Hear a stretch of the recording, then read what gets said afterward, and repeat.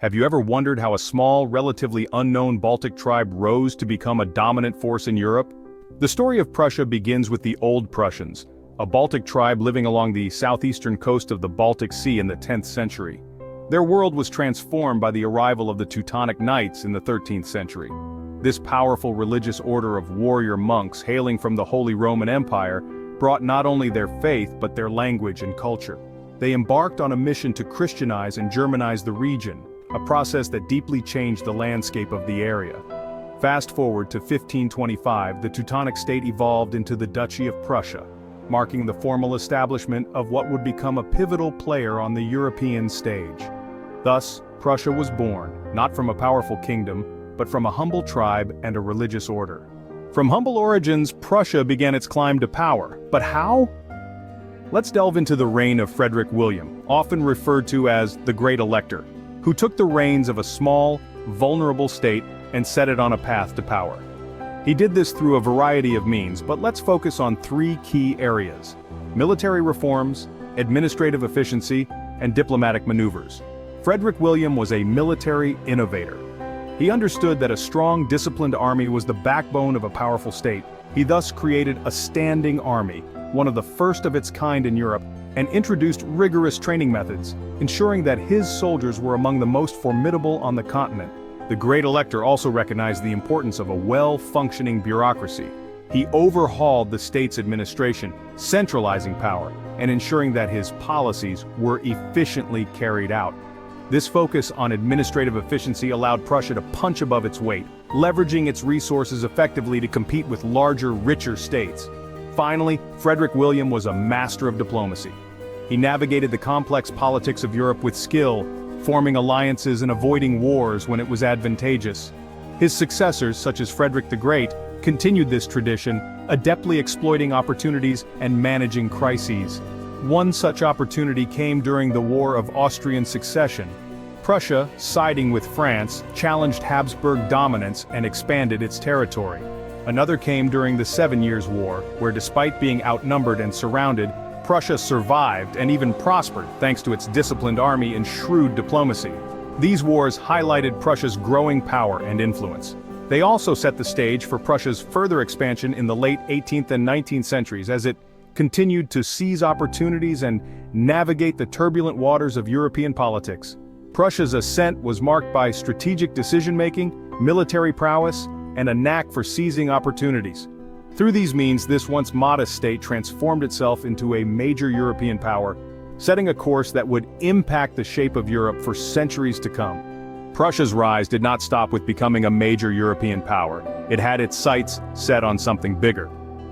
The mid-19th century saw Prussia's influence grow beyond its borders.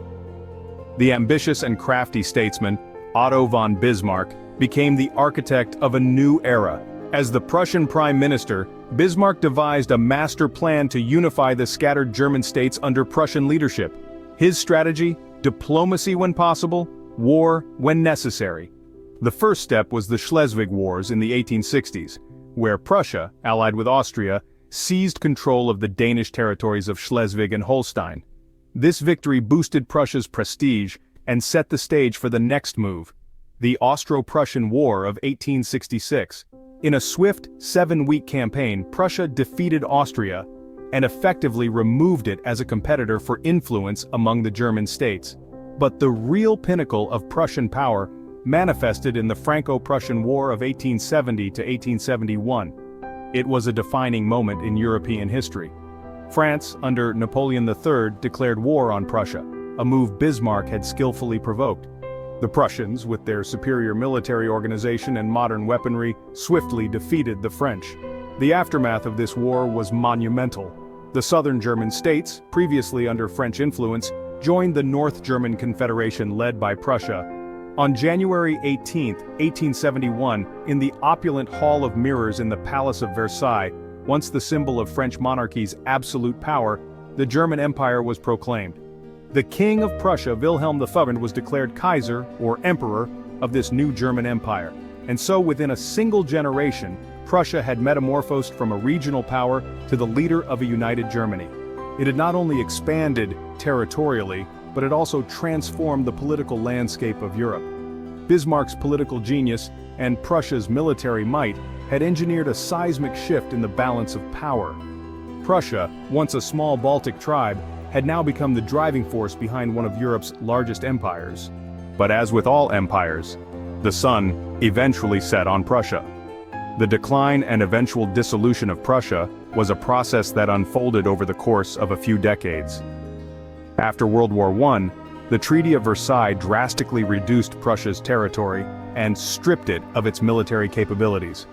This was a heavy blow to Prussia's prestige and power, and the nation found itself in a state of political and economic turmoil. In the 1930s, with the rise of Adolf Hitler and the Nazi Party, Prussia was effectively incorporated into the Third Reich. It was a period marked by militarization and stringent authoritarian rule. Prussia, once a bastion of military and cultural might, became a vital cog in the machinery of Nazi Germany. However, the destruction wreaked by World War II led to an even more dramatic shift in Prussia's fortunes. Following the defeat of Nazi Germany, the Allied powers decided to abolish Prussia once and for all. The Potsdam Agreement of 1945 sealed Prussia's fate. Its lands were divided among several nations including the Soviet Union and Poland, and the Prussian state was officially dissolved. This marked the end of an era. Prussia, which had once dominated the political landscape of Europe, was now consigned to the pages of history. The once mighty kingdom had fallen, its territory scattered, its identity erased. Yet, even in its demise, Prussia left an indelible mark on the world. Its disciplined military tradition, its emphasis on education and statecraft, and its contribution to German and European culture cannot be understated.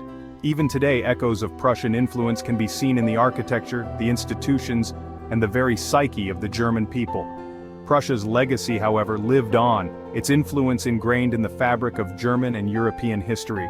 The Prussian state may no longer exist, but its influence can still be felt today. Indeed, the legacy of Prussia is one that continues to reverberate throughout time, beyond its borders and into the modern world. Prussian militarism, a hallmark of the state, has had a profound impact on global military practices.